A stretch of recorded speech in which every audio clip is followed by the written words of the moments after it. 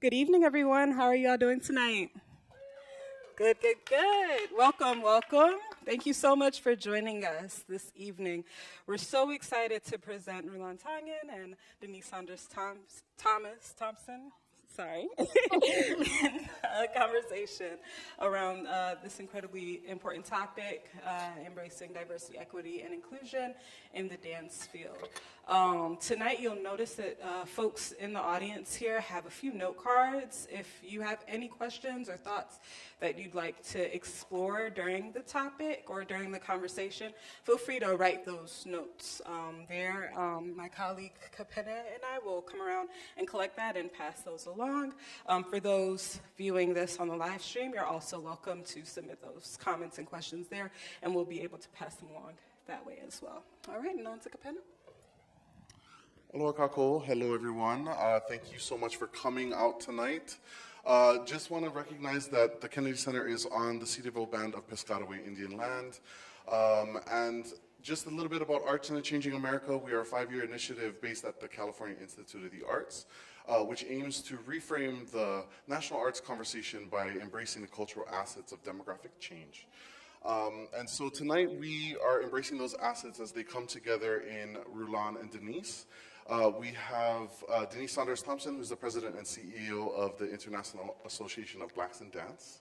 And then we have Rulan Tangen, dancer, choreographer, and artistic director of Dancing Earth, and Kennedy Center Citizen Award Fellow. So let's have a big round of applause for our discussants.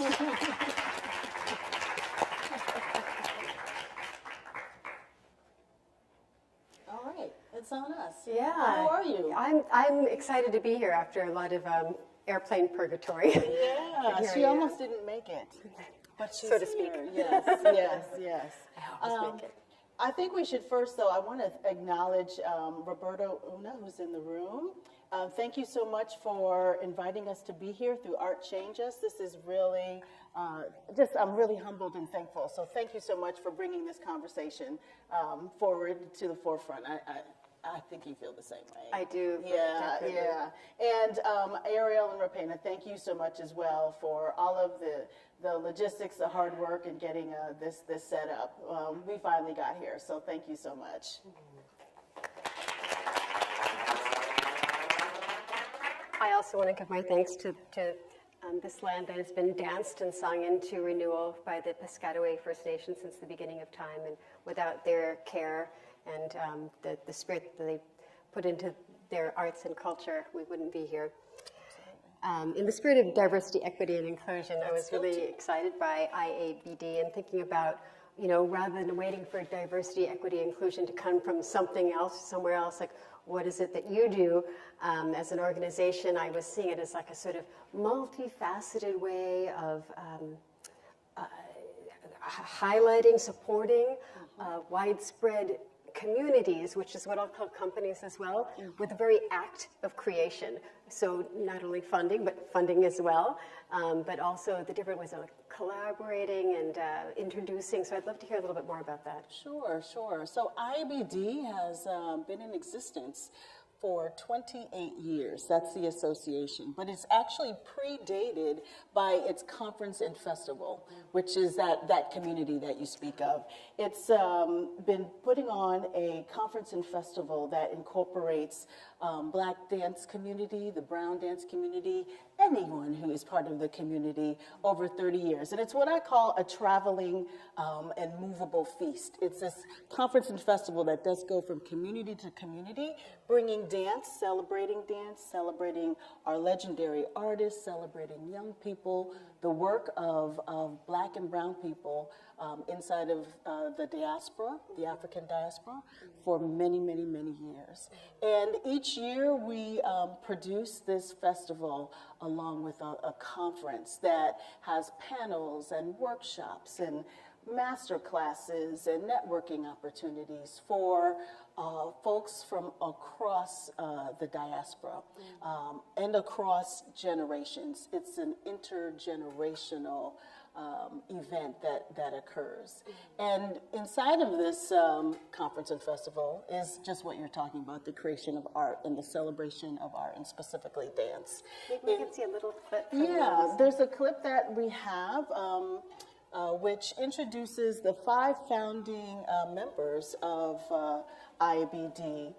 Those women, Cleo Parker Robinson, Joan Myers Brown, Ann Williams, Lula Washington, and Geraldine Blunden, were just instrumental in really beginning to get this organization off of its feet, up and operating in so many ways. Is there a video we could show really quickly, April? Here we go.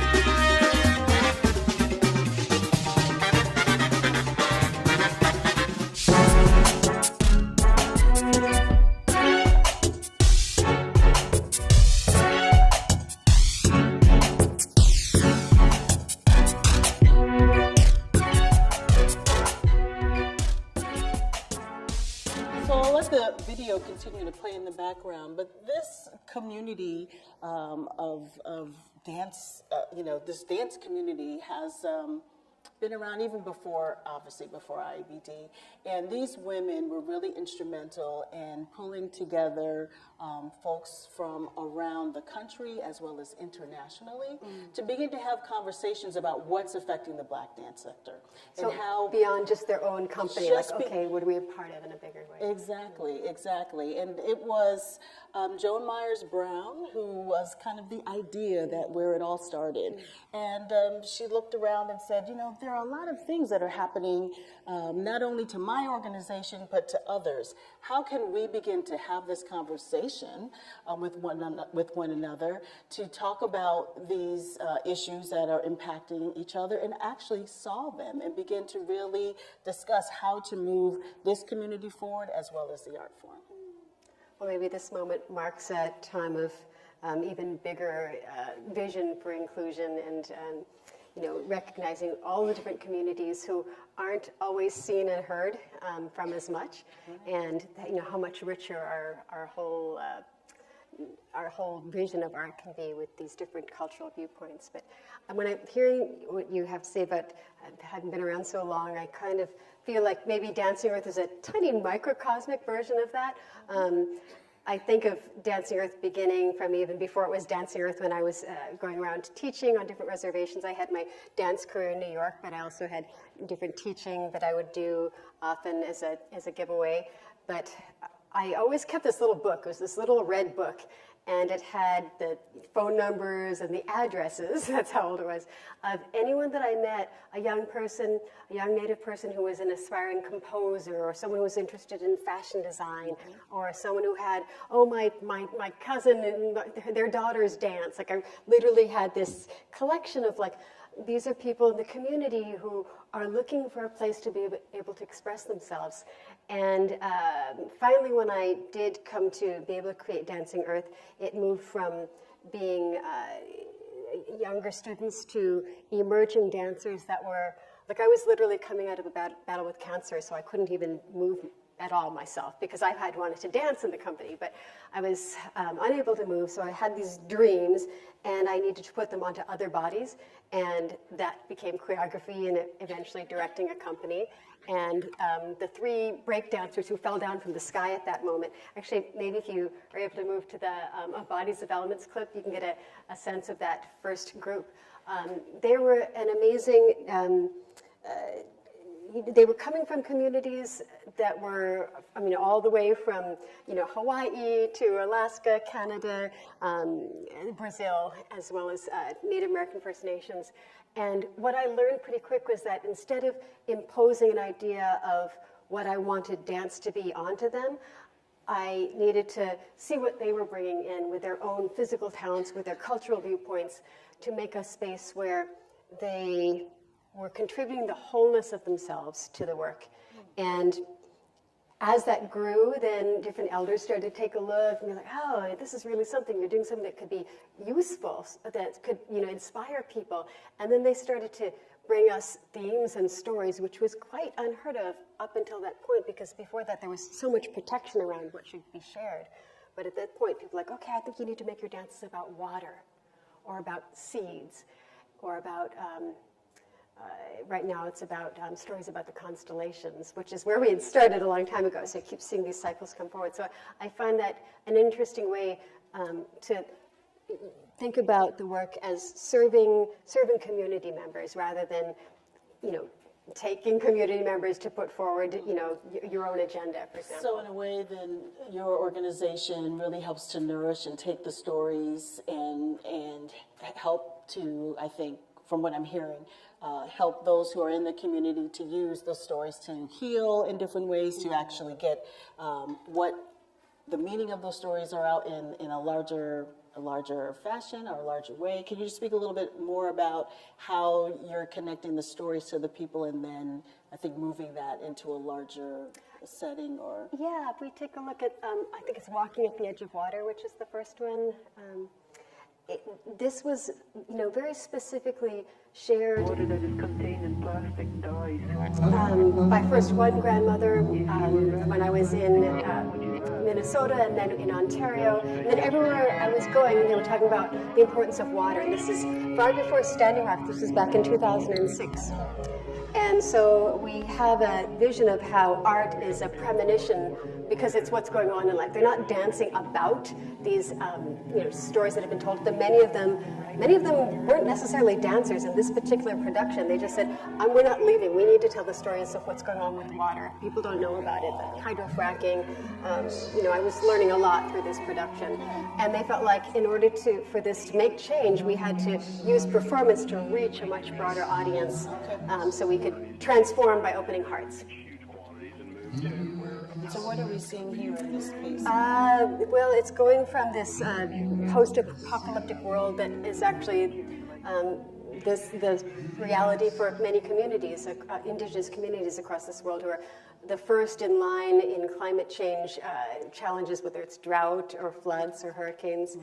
And this idea of returning to the sacred and remembering about the need to honor the sacredness of the waters of our bodies as well as of the planet. So that's the inspiration. Each dancer coming with their stories, and many elders across the nation, every place I was traveling, coincidentally, during that 5-year period, were sharing water stories at that time. Wow, this is incredible.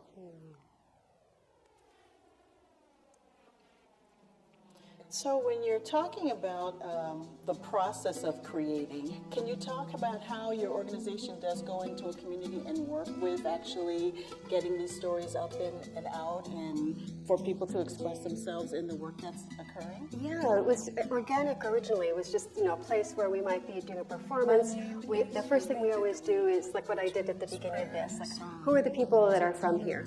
And often they're in the room. Today our Piscataway Nation allies were otherwise occupied. But the first thing they'll do is they might give a welcoming song, and then the next time they come, they're like, oh, I have a little nephew who likes what you're doing, maybe he can dance with you. And then the third time, that elder just lets us know that they want to perform as well.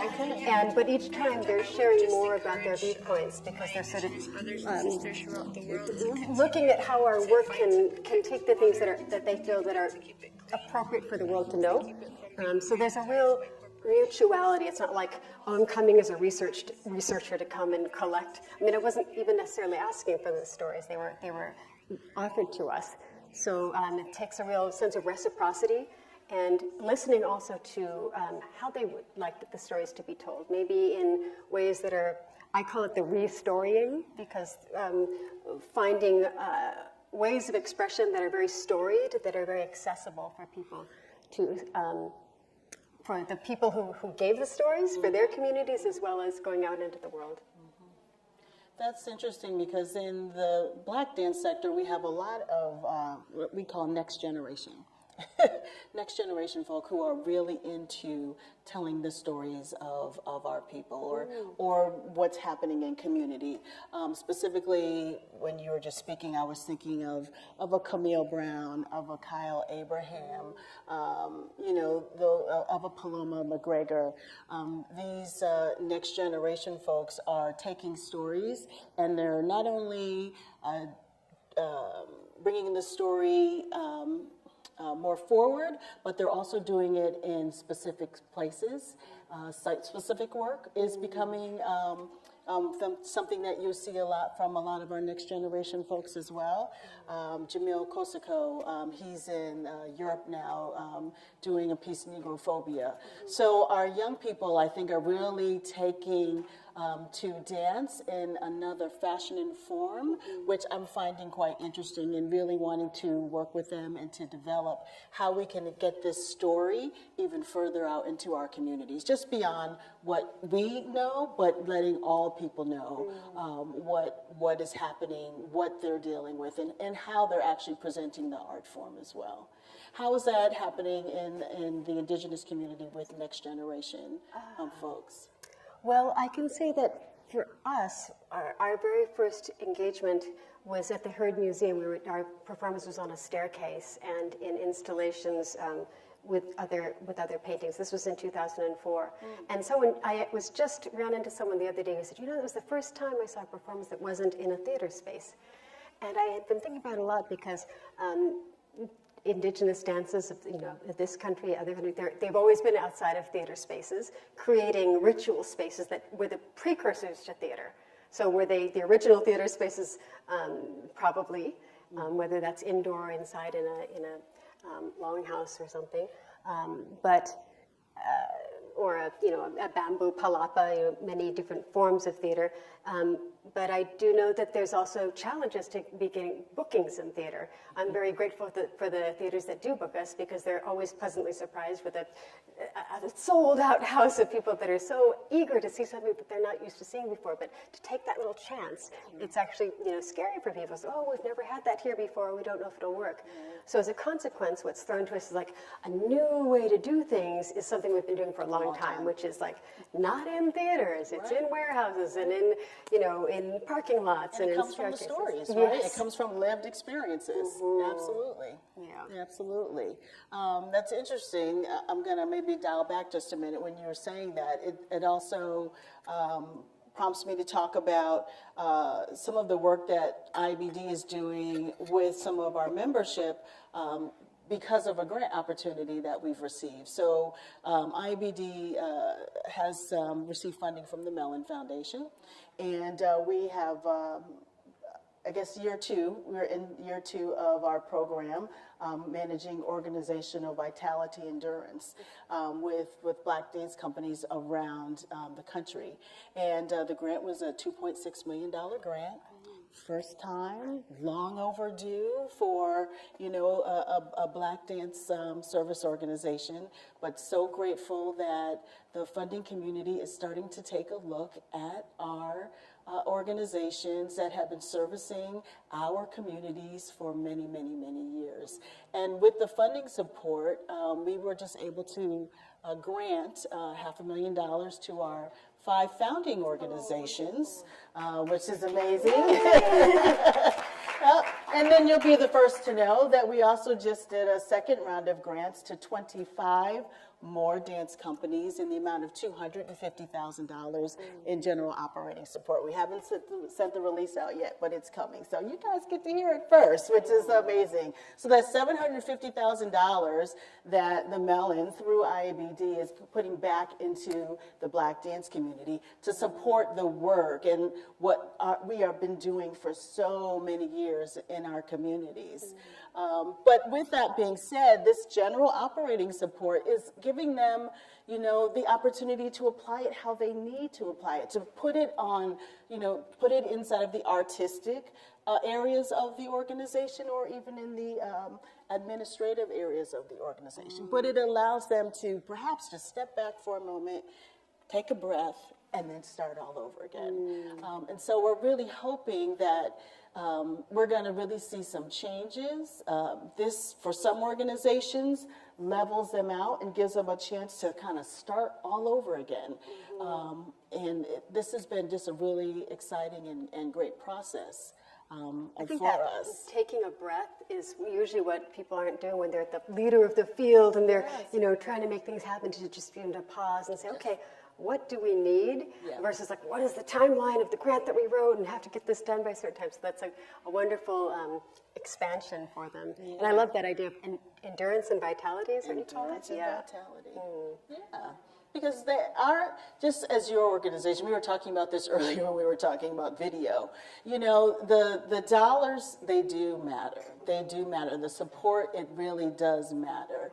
And I was in a meeting and we were talking about the dance ecology, and we were saying, dance is just it's the least funded, of the art forms. And so if the dance community is the least funded, when you start breaking down the sector, when you really start looking at the sector, then we talk about, I say this all the time, Black dance is on life support. Indigenous dance is on life support because our other organizations, they're just barely getting by. So how is it that we are doing what we do with just a little that we have? Vitality and endurance, sweat equity. It's because we love it, we're passionate about it, and there's, that's what we know. But imagine when you're able to really fully fund an organization, how they need to be funded, what kind of relief that gives, what kind of breath. We're talking about right?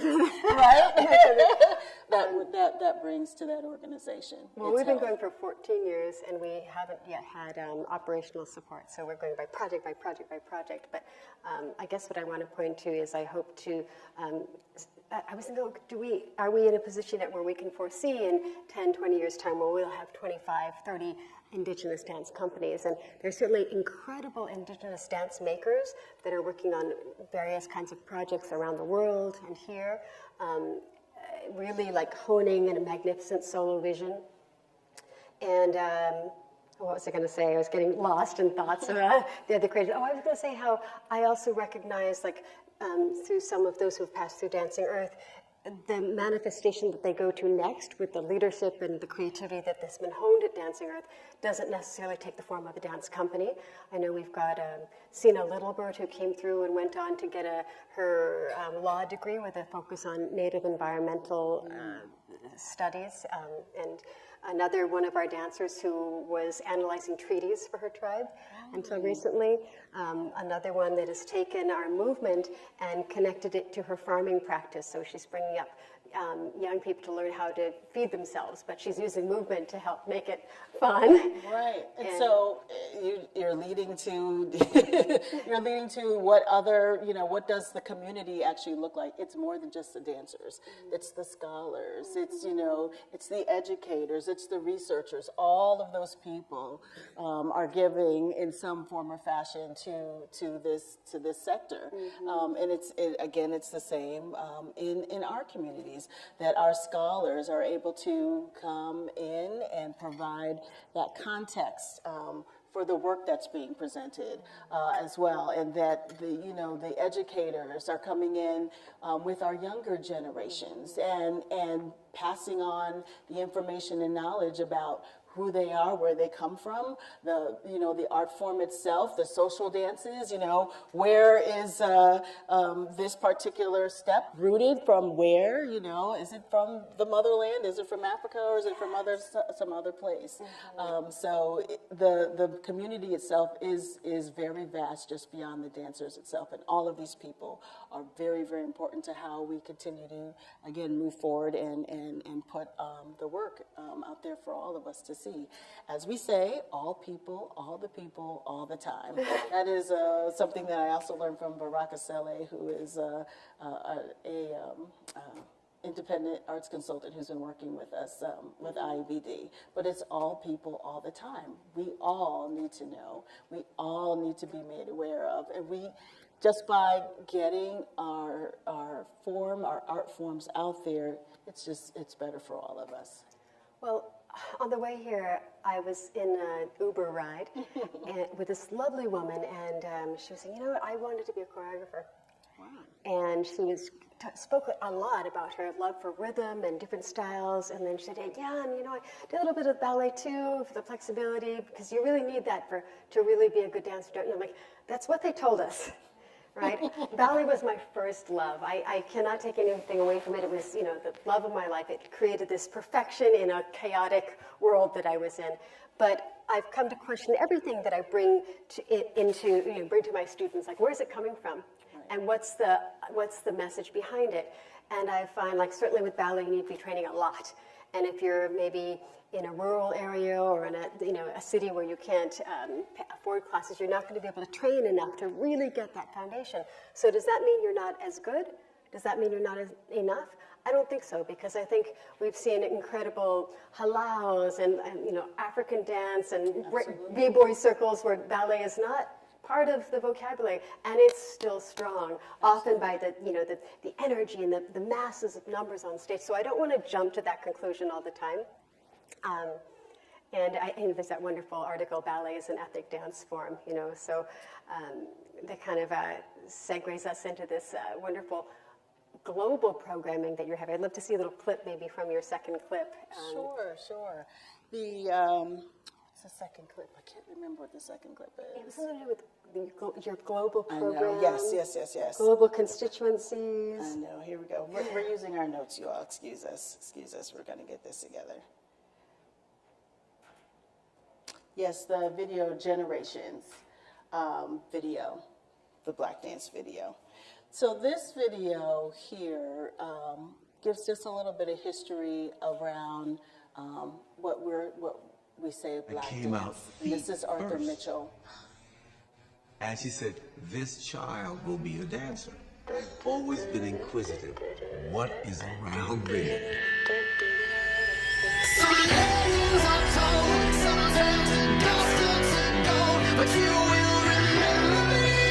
So these are a number of pioneers that you'll see on this video.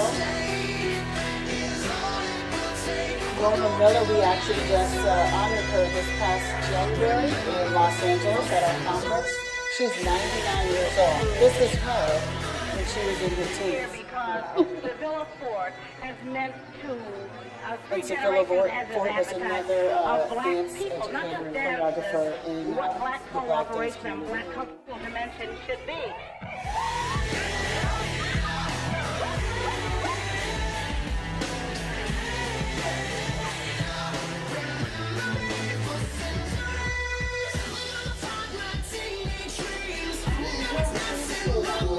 Major point, I think, is around the communication. Emilio Pomari, he's no longer with us, but he was another instrumental founder in IABD as well.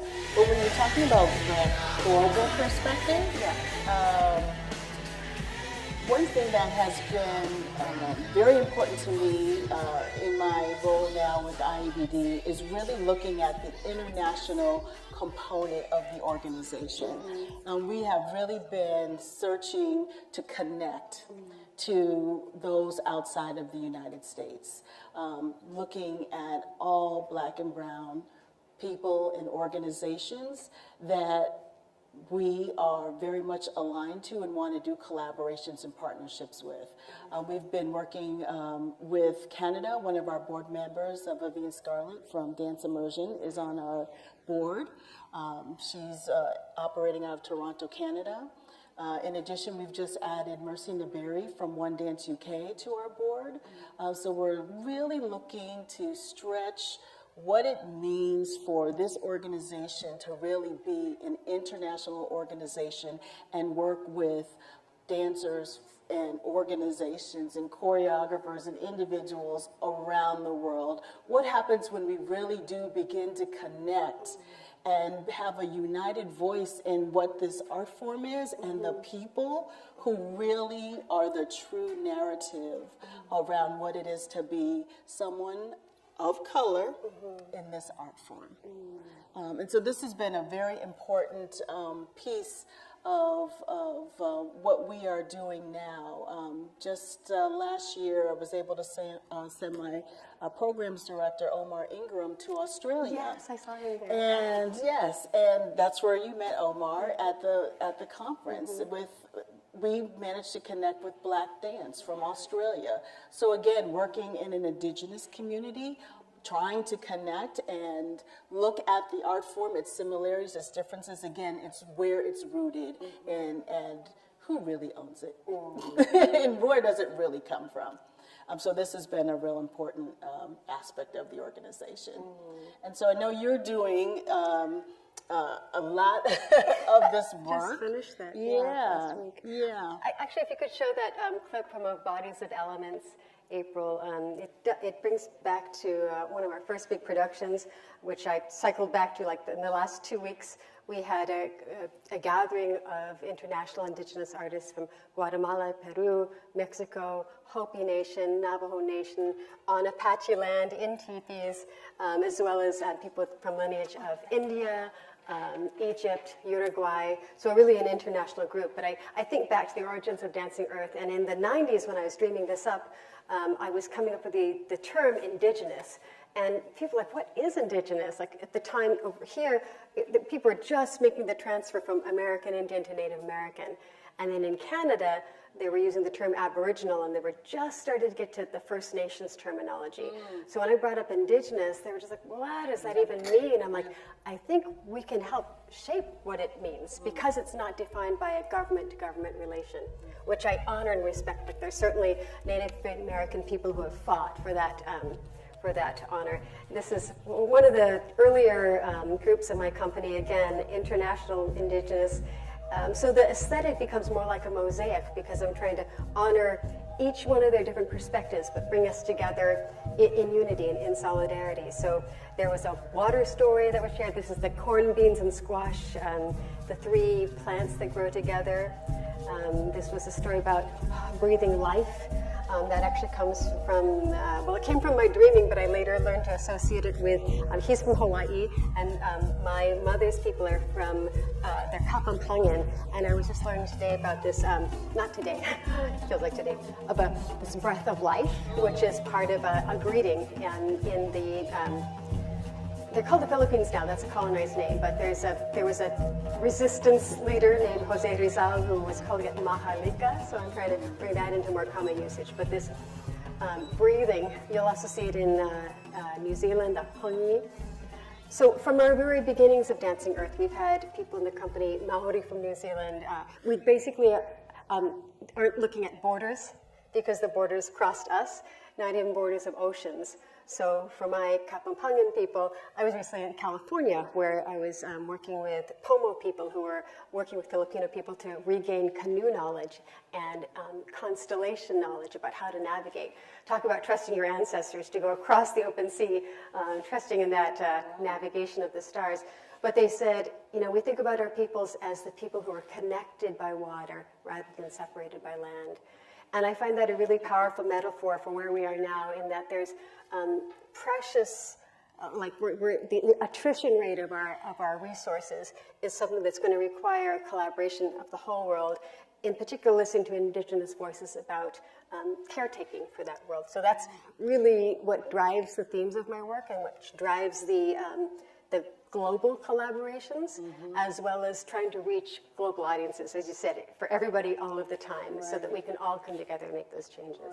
Right. And in the Black dance community, it's interesting, you say that the dance is expansive because we're talking about dance in all shapes and forms. So not only in its traditional sense, African, and you start breaking down African, West African, Senegalese.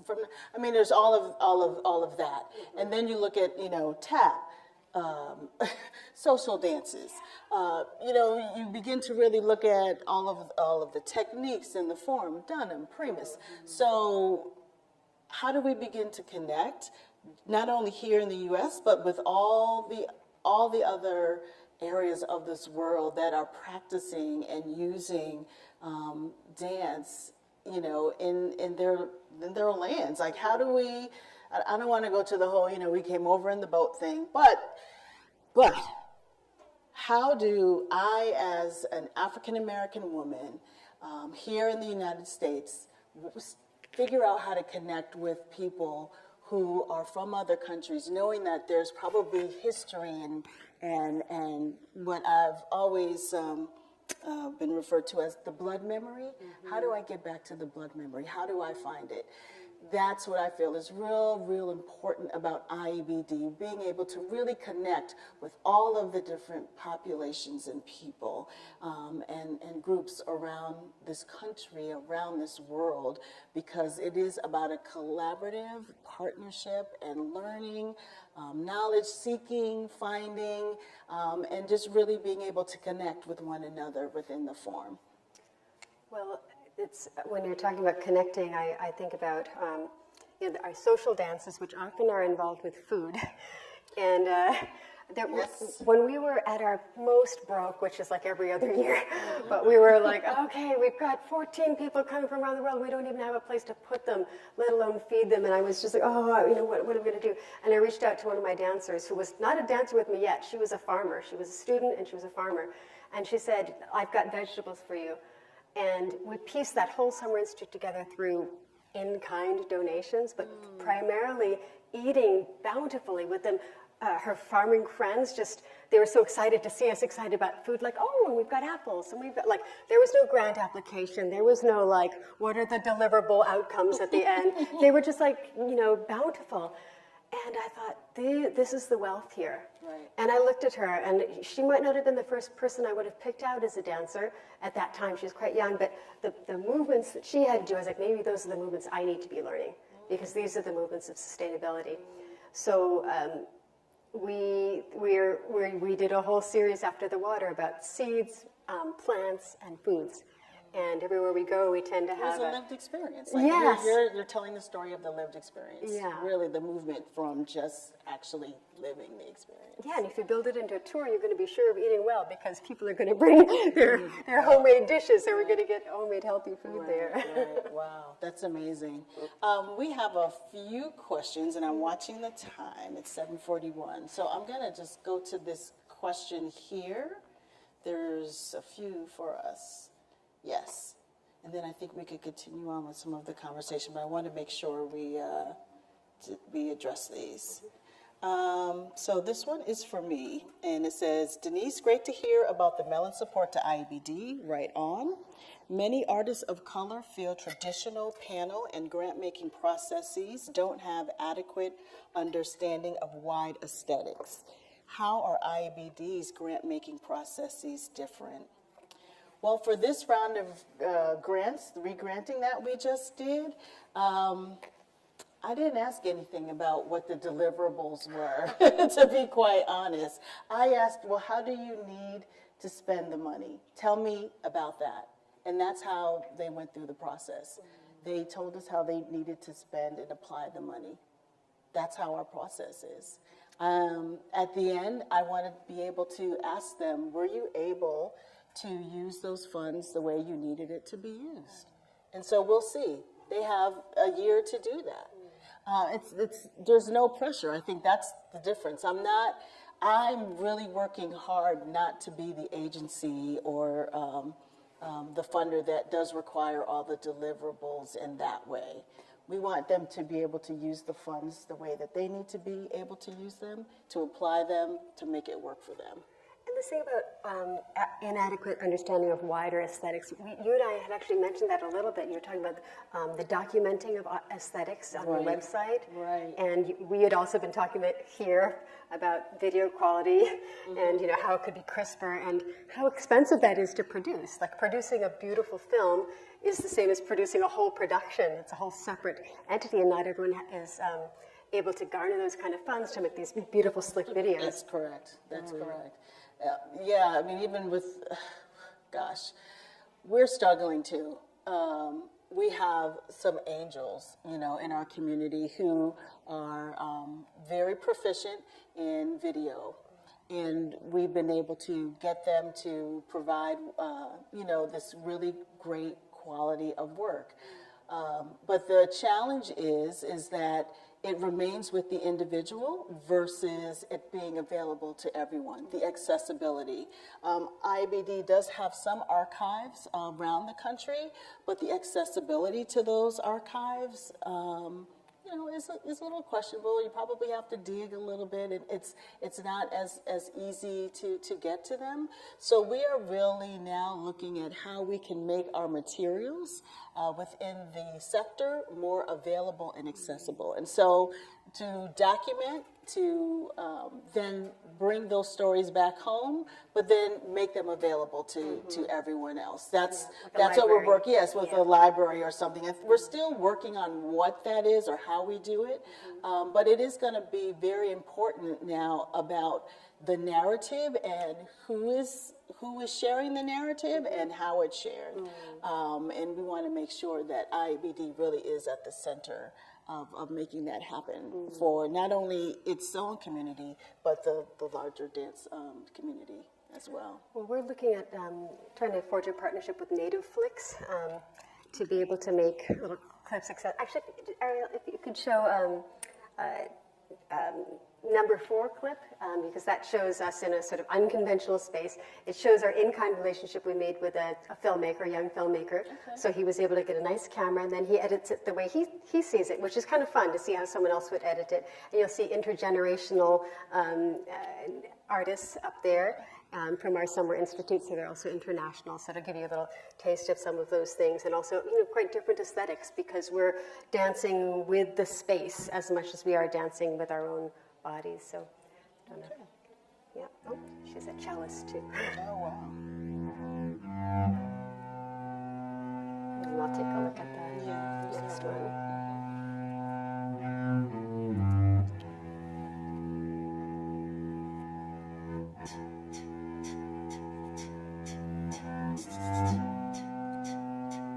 This one is for both of us. It says, last spring, Dance USA, the IABD conference and Indigenous Choreographers Conference both took place in LA.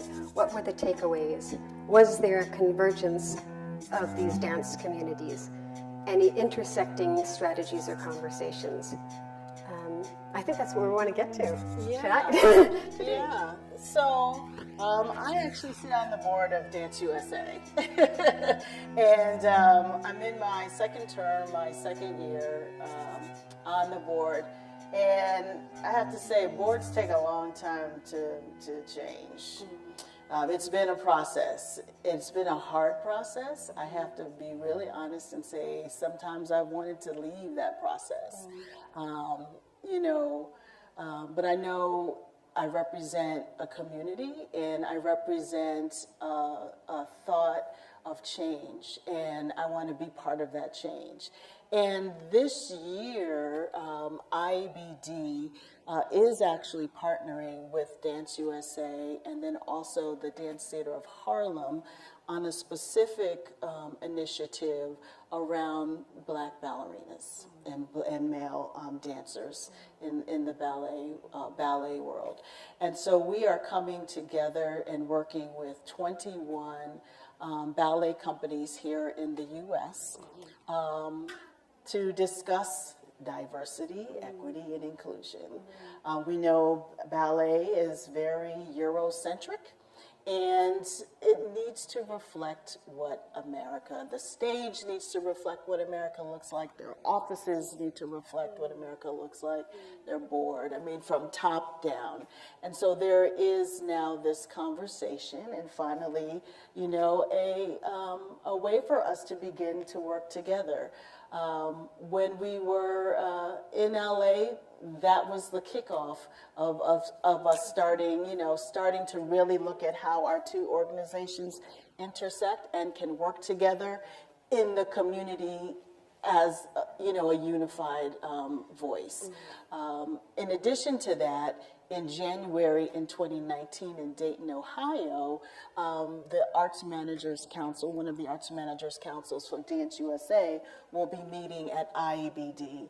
So these things are just starting to happen 4, 5, 6 years later, but it's finally starting to happen. So that we are starting to have these conversations and saying, okay, this is how we can actually help one another inside of this huge ecosystem. So I'm excited about the work. We'll see what happens. There's a lot of discussion, a lot of folks are scared. Folks are a little scared, but you have to, what do we say? You have to be uncomfortable, right? In order to know that you're really moving forward. If you're really uncomfortable, you kind of got to sit in it and kind of work through it. But that's what this is about. Like, if we're really about this thing of getting around what it means to really be inclusive and really give people access and give folks, a seat at the table or have your own table, all of all of that, then this is the work that comes with that. So I'm excited to see what happens, and that's kind of the convergence of our two organizations at this point. I feel like there's maybe two sides. One is internal conversations. I feel like so many of I have a lot of break dancers that I work with, native break dancers, or they might identify more as Mexican or indigenous, depending on borders and this kind of thing. But they're drawn to hip hop, and there had been a thought that they were not participating in their own culture because they were interested in what they understood to be urban or black culture. But there's been some amazing theses written about the indigenous roots of hip-hop. So Native American contributions to that movement, and to bebop, and to much earlier musical and dance movements. And so maybe reclaiming that part of, like with capoeira that's been acknowledged, both African diasporic and indigenous roots, but sort of reclaiming that might be a part of their heritage too. And then on the converse side, there's so many African American people that I meet that are, there's that whole Underground Railroad largely was housed in a reservation. So certainly on the East Coast, you'll see so many Native and African American people who are intermarried, and so there's. I'd say there's like internal conversations that people are just aching to have. Like, when's that conference going to happen? Right. And then externally, I feel like there is, more strength in masses and in unifying and in solidarity. I think that I don't want to point to colonization, but I'm just going to for a moment. There's very, very different histories with, that sort of one drop of Africa, and then you're African, because it was in someone else's interest to have more slaves. Right. Whereas for Native Americans, as my Native students and scholars will remind me, there was interest in blood quantum, so to become less and less Native with each generation, so that the government would no longer have to have treaties. So it's like, you're that much white, so you're not Native enough. So it's actually, one was about attrition, and the other one was about building up. That's right. And coming out of that, I know that some of us were talking about after dance, we were saying, you know what? The Black dance community is organized. They're big, they're strong. They might not have each other's backs behind the door with closed doors, but there's a united front. I think that's what we can learn from as other voices. I mean, there's so many amazing choreographers coming up. Temo Peranda, who's doing LGTB from an indigenous Mexican perspective, Erika Miranda, who's working with undocumented immigrant farm workers on the border. So like this sort of the unheard voices, but rather than in these siloed off corners, wondering who's our Pete's, we're reaching out hand to hand, and that's where I want to be able to, stand in strength alongside of the beautifully organized and articulate, visionary Black dance community. Yeah. Well, from our side. No, you're absolutely right. It's taken time. It's certainly taken time, because it's just taken time, absolutely. And the only way you really are going to, I think, get the point across is to really look at how we're going to work with one another on these issues. We're not going to always agree on everything, but we know these are the main issues. If we can come together on that, then we can really move this thing forward. We can, now get to 6 o'clock rather than stay at 12 o'clock, So it really is, it is about organizing, and it's also, saying to one another behind closed doors, now wait a minute, but at the same time, having the united front, absolutely. Absolutely agree with you on that. All right, here's a question from online. Has a particular performance help you understand a story or a culture different from your own? I've been really struck by the work of Ananya Chatterjee, who's been doing it's contemporary work, but it's rooted in her lineage to India. And we were both doing water at the same time and seeds at the same time. So we were doing the same themes at the same time. But to see the difference that she brought helped me not so much understand her as a person, but like her process and what she's. Do I understand her whole culture? I don't know if I do, but I definitely was seeing like, oh, this is how she's seeing the same drop of water from her side of the world. From her, like she's in Minnesota, but bringing that, and she's a global cast. But that struck me. Palmua, who is from Alaska, they've got an amazing. They're singers, but they have. They were. You could feel the coldness of that space and the heat and the sensuality through their voices. Like, oh gosh, it's a whole different worldview. So I mean, I think so many of the cultural works that I see are that window in. Yeah, I would say this year in Los Angeles when we had two Australian organizations or two groups come to our conference and festival. Rita Price, brought her group. That really touched me. For me, that solidified my purpose. I was like, yeah, this is the time. Here comes Roberta with a question. Okay, thank you. That was life-changing for me because I saw part of me in that performance. I felt very connected to the work that they were doing on stage. And that was life-changing. And it really, again, just said, Denise, this is why you're in it. This is what this is about.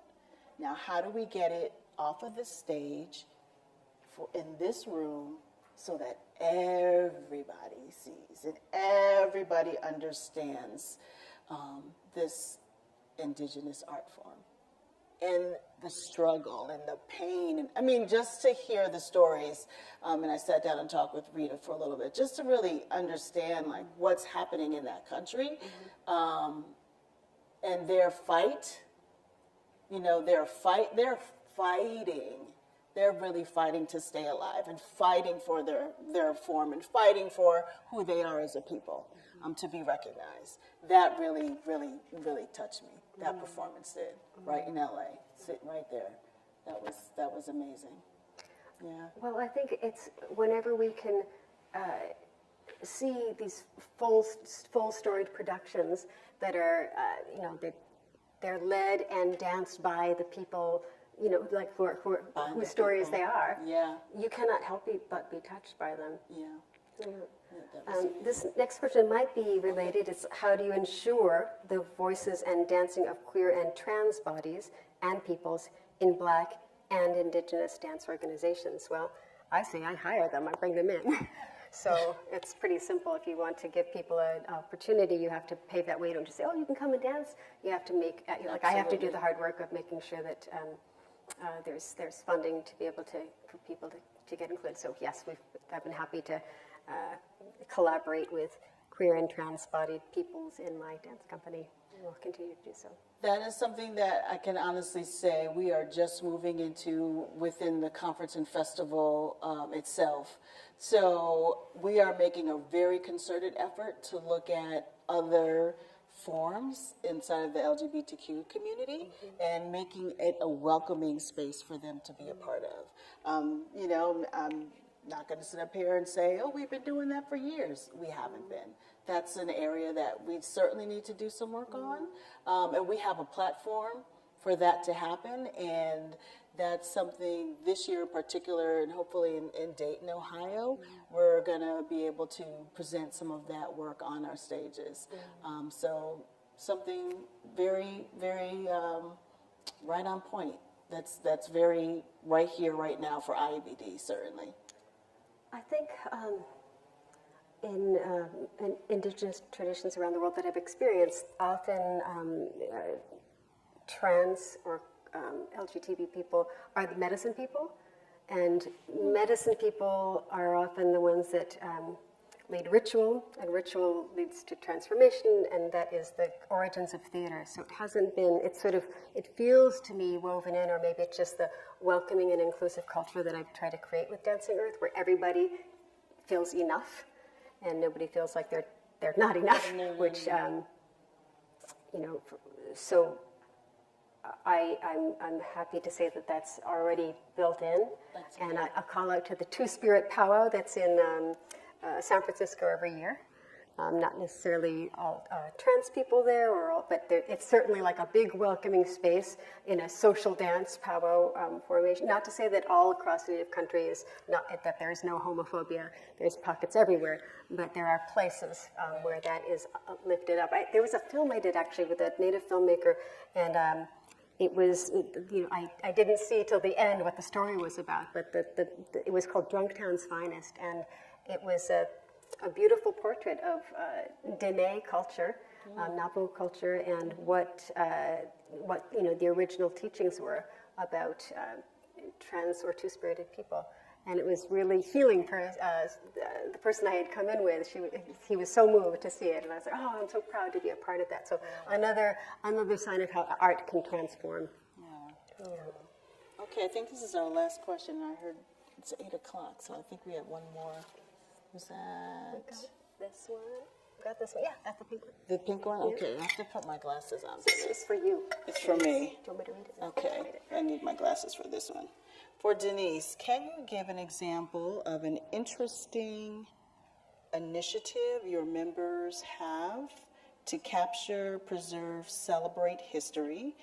An example of unique initiatives at the cutting edge of the future of dance. Can you give interesting initiatives your members have? I don't know. I got one. Do you have one? I really don't know that our members cutting edge. I got something so cutting edge I don't even understand it, which is true about Go everything. ahead, you answer. Let me think about this. Okay. And I'm going to look at Omar and say, Omar, help me out. It feels like someone knows what you're supposed to answer. Oh, cutting edge. Well, my cutting edge one sort of starts where we began, which is like, whose ground are we on? And we're calling it the Groundworks Project. So my grandparents are buried under the foot of the Golden Gate Bridge, so I thought I should take my time to get to know, like I've collaborated with, Pomo, Ohlone, Miwok, Wapo people as musicians in productions before, but I thought, maybe I just need to take a little bit more time and really listen. And I was listening to my friends, and they said, oh, we want to, share this about who we are, and we want people to know, because, people complain about gentrification in the Bay Area, but they got to talk to those people first. Well, that's all over this country. Yeah, really, there's also a chief there, Chief Kayleen Sisk. She woke up as an enrolled Native American with a governmental treaty in place one day, and the next day she woke up and it was no longer in place. They said that your tribe is no longer enrolled. Wow. And so it's a question of how many decades and how many millions do we put into becoming recognized by the government? And she's like, no one's going to tell me who I am.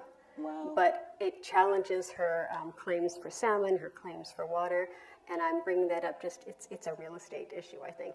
At any rate, they had these stories they wanted to put forward. They said, it needs to be, not only performance, which they're all performers, we believe in this transformational power of live theater, but they said, it needs to be media, interactive, like blah, blah, blah, blah, blah, blah, blah. Don't understand. I was like, that's good, I'm a choreographer, so, what can I do now? Right. And then this collaborator from Canada called up with this same blah blah blah blah new media touch surface 3D something, which I also didn't understand. But that if I put these two things that I don't understand together, it's going to, I think, become what we're aspiring in a long stretch to be an indigenous mapping of parts of California where places are activated by stories and music and dance that you might have to learn a word in that language to be able to get into that app on that site when you're standing at this mall and you find out that it's a burial ground and here's the song that goes with it, So that's kind of a long stretching plan, and it's kind of fun to be at the edge of something that I have no idea what it is. I learn a lot in those ways. Okay, so I'm thinking about this question, and I know earlier I mentioned some of our next generation folks. So thinking about cutting edge initiatives. I know I mentioned earlier Paloma McGregor, Dancing While Black. She does some site-specific work, and I would say she's certainly cutting edge. Marjani Fort Saunders, Unicorn. She has her work Unicorn. That would certainly, for me, be cutting edge as well. And then I also mentioned Camille A. Brown. Cutting edge, certainly, in just taking our stories and putting them and presenting them on stage in its rawest form. You know, and it just being an amazing work that's come out of that. Randy Harris, talk about hip hop, taking hip hop, that's always cutting edge in his work. I think he just, when he was here last in DC, he did a show at Dance Place, and it was a new work that dealt with the church. Can't quite remember, but that was certainly a really interesting piece that he took and was using hip hop, you know, inside of the church and bringing that message. So I think a lot of our next generation folks are certainly cutting edge. And I mentioned Jamil Casico. I mean, his work is certainly that, and he's in Europe touring. And then even some of our older generation, Brenda Dixon Gottschalk, she's performing still with her husband Helmut, and I think they're currently in Belgium doing some work, and she's in her 70s and 80s. Out there in Europe, they do appreciate. They do appreciate big theaters and hotels, whole thing. But I think they're working in smaller spaces, not necessarily on like main stage proscenium. No, this is just much smaller work that's happening. Yeah, as well. Well, Europe's always had a pretty long history of. Like Josephine Baker, Molly Red Elk, I think, was a Native woman who had a similar career as an expatriate performer in Paris. At home where she was like Josephine Baker, the racism, stopped her from being able to walk down the street, but then suddenly she was a celebrated star in Paris. I like that. Outside the country, exactly. Yeah. Okay. Well, do we open this up to the room for questions as well? That's it. No? I'm getting a cutoff sign, and thank you very much. Okay. We got through our questions, we got through our video. And so this has been great. I mean, I hope I've had a great time talking to you and learning about the work that you're doing with your company. I took some mental notes, some things I need to do specifically, even with IABD, when you were talking about community and particularly around the LGBTQ community. I'm going to take some cues from you from certainly. And any place that you're going through the country for your conferences, there's always a Native community that's just on the edge, that's kind of in the dusty edge that could be, raised up. We need to raise them up, to look for you. And let them welcome you in. Yeah, we need to look for them. So we need to, again, continue to broaden the tentacles and make sure we're reaching all people all the time. Thank you, Rulan.